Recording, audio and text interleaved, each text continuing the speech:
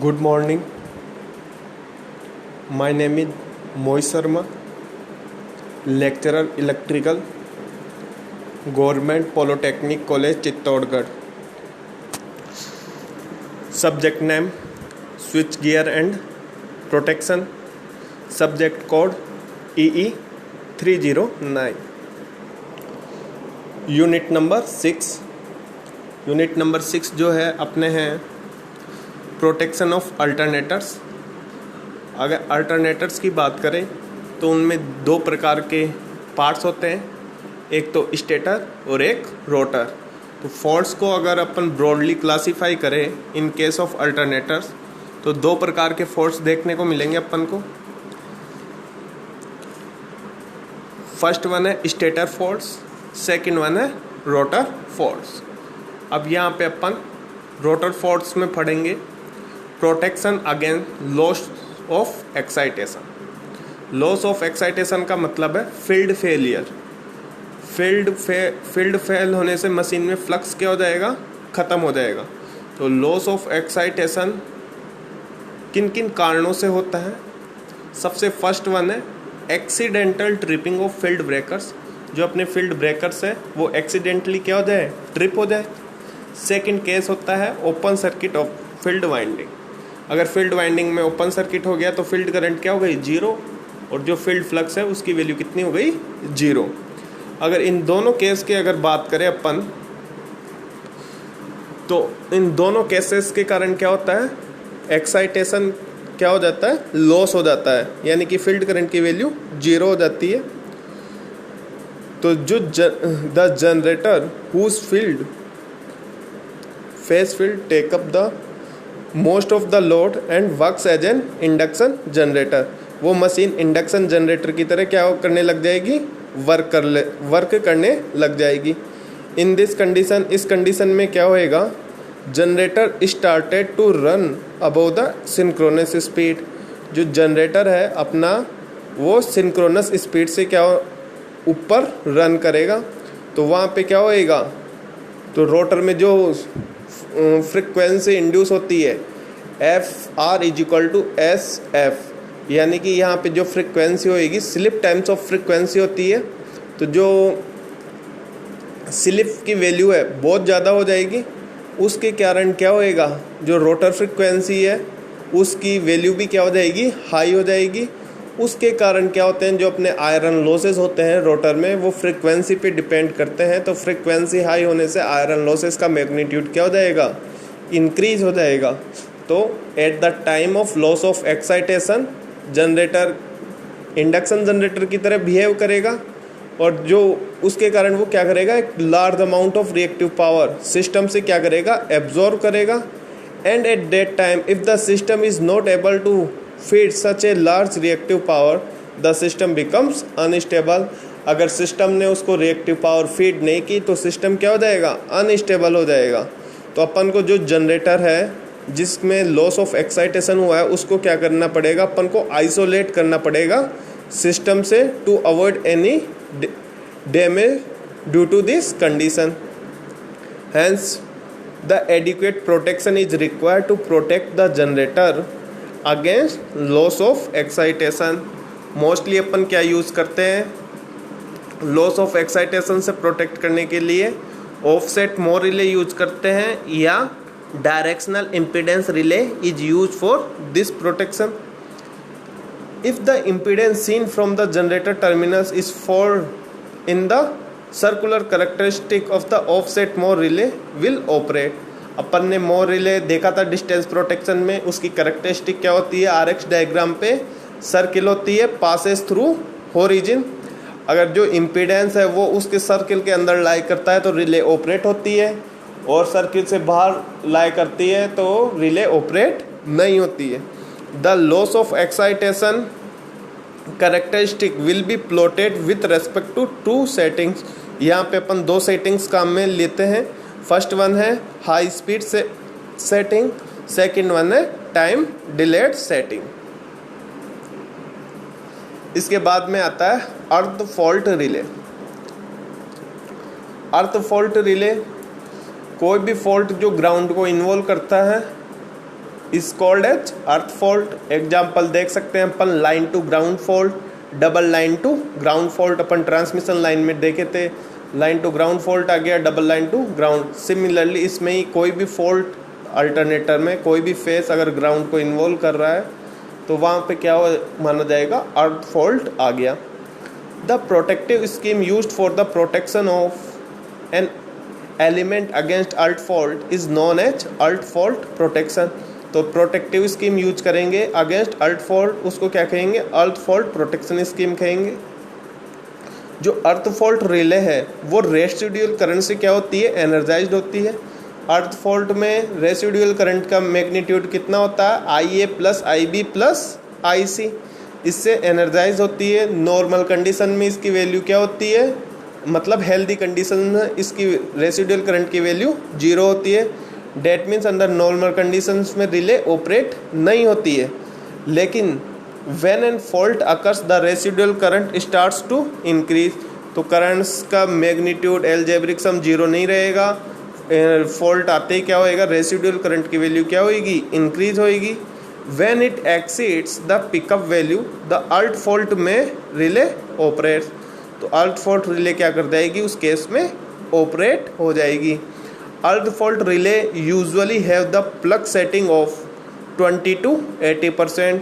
जो अर्थ fault relay है उसकी क्या होती है, प्लग सेटिंग 20 to 80% होती है। The magnitude of earth fault current depends on the faulted impedance, यानी कि जो फॉल्ट इम्पीडेंस है उस पे क्या करता है, इसका फॉल्ट करंट जो मैग्नीट्यूड है फॉल्ट करंट का उस पर डिपेंड करता है। Earth fault relays have the plug setting usually less than the phase fault relays. इसकी plug setting phase fault relays से क्या होती है, कम रहती है। Because in earth fault conditions the zero sequence component of fault current produce a high impedance, so we require to provide high sensitivity of the relay. अपन को क्या require होती है, यहाँ पे हाई सेंसिटिविटी रिक्वायर होती है। 3 कंपोनेंट्स होते हैं, positive, negative and zero sequence component. तो phase fault relays because in earth fault condition में zero sequence component of fault current produce a high impedance. तो जीरो सीक्वेंस जो कंपोनेंट होता है वो हाई इम्पीडेंस प्रोड्यूस करता है। So we have to require provide high sensitivity of the relay. ये यहाँ पे अपन को अर्थ फॉल्ट रिले का डायग्राम दिखाया गया है। जो रिले है वो काय से ऑपरेट हो रही है, रेसिडुअल करंट से।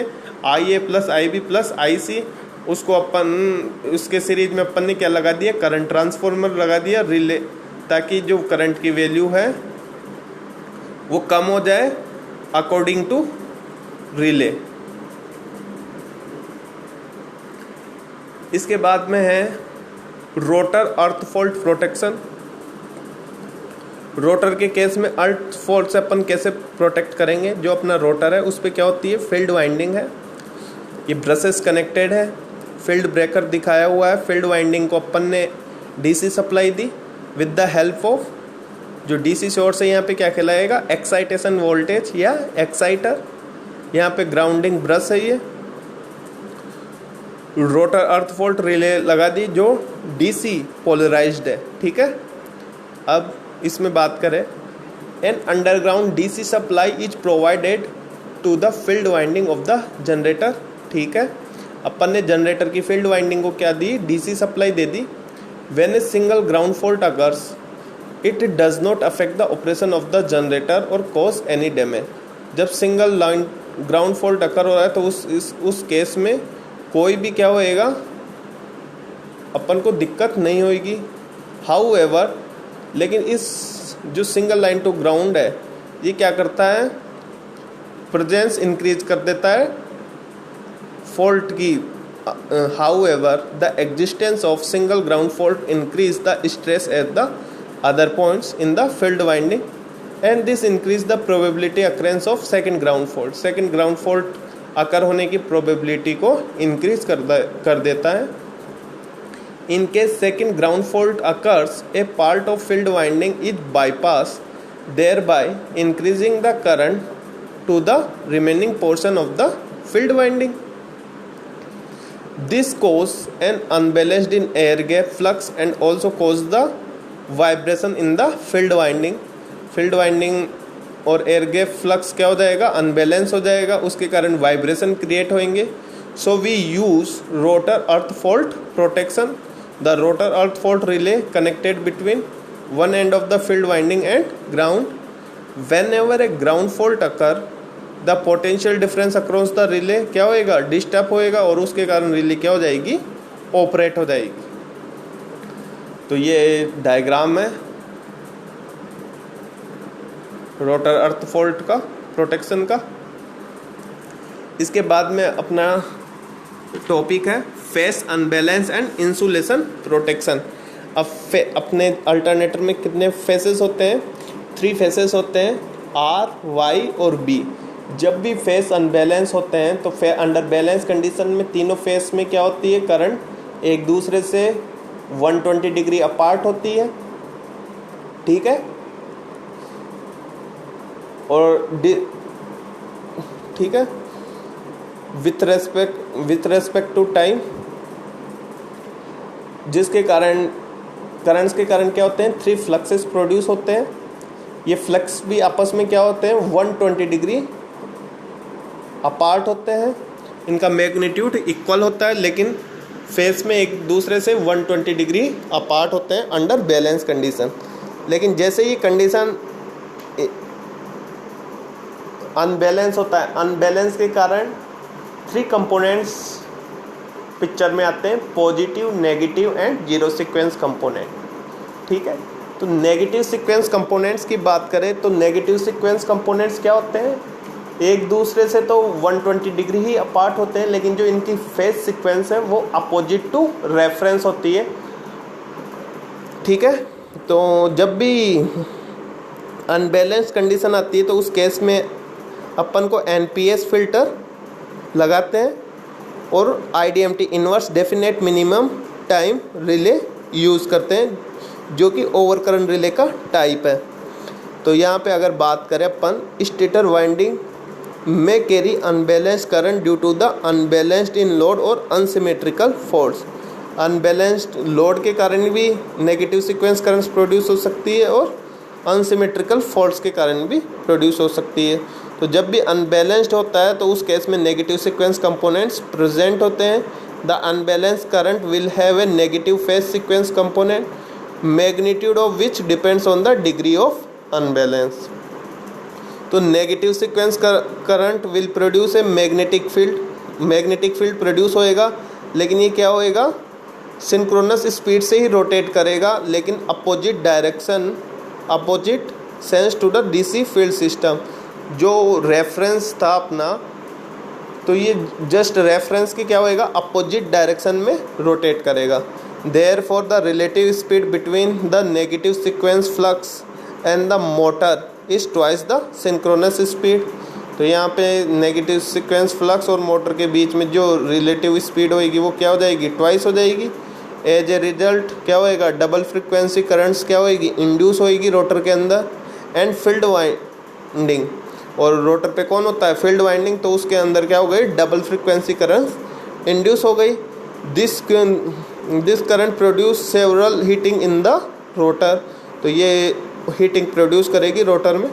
तो a negative phase sequence relay is provided to an alternator to disconnect the machine before a dangerous temperature is reach. तो यहाँ पे अपन नेगेटिव सीक्वेंस रिले काम में लेंगे, जो क्या करेगी, मोटर को प्रोटेक्ट करेगी, अल्टरनेटर को प्रोटेक्ट करेगी डेंजरस टेम्परेचर्स रीच करने से पहले.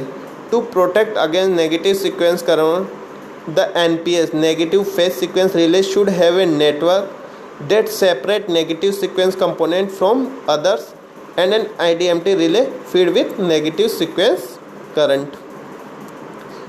ठीक है, the above figure protection of the generator against negative phase sequence current.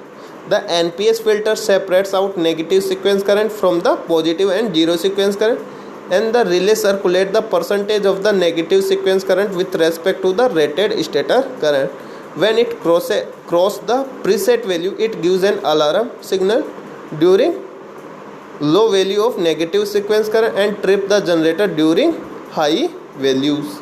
समझ में आया नहीं है? अब इसके बाद में अपन बात करते हैं जनरेटर वाइंडिंग। तो यहाँ पे एनपीएस फिल्टर क्या करता है, सेपरेट करता है नेगेटिव सीक्वेंस करंट को पॉजिटिव और जीरो सीक्वेंस करंट से। अगर ये नेगेटिव सीक्वेंस करंट से एक प्रीसेट वैल्यू से ज़्यादा हो जाती है तो अपनी रिले ऑपरेट हो जाती है और अपना जो अल्टरनेटर है उसको प्रोटेक्ट कर लेती है to reach a dangerous temperature. इसके बाद में थर्ड एक और होता है loss of prime mover failure. Prime mover क्या करता है, प्राइम मूवर को रोटेट करने से क्या होता है, अल्टरनेटर मैकेनिकल एनर्जी को इलेक्ट्रिकल एनर्जी में कन्वर्ट करता है।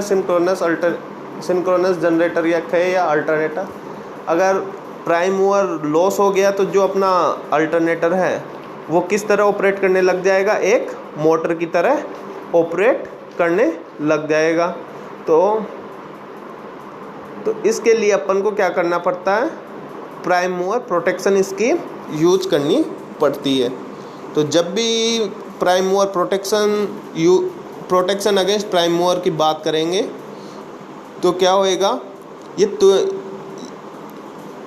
ये इस पर भार की तरह कार्य करेगा तथा जब जनित्र एक मोटर की तरह कार्य करने लग जाता है, इस केस में जैसे ये प्रदोष हटाया जाएगा तो जनित्र अपने आप क्या हो जाएगा, वापस सही कार्य करने लग जाएगा। तो ये अल्टरनेटर प्रोटेक्शंस में अपन ने रोटर प्रोटेक्शंस के टॉपिक्स देखे। Thank you.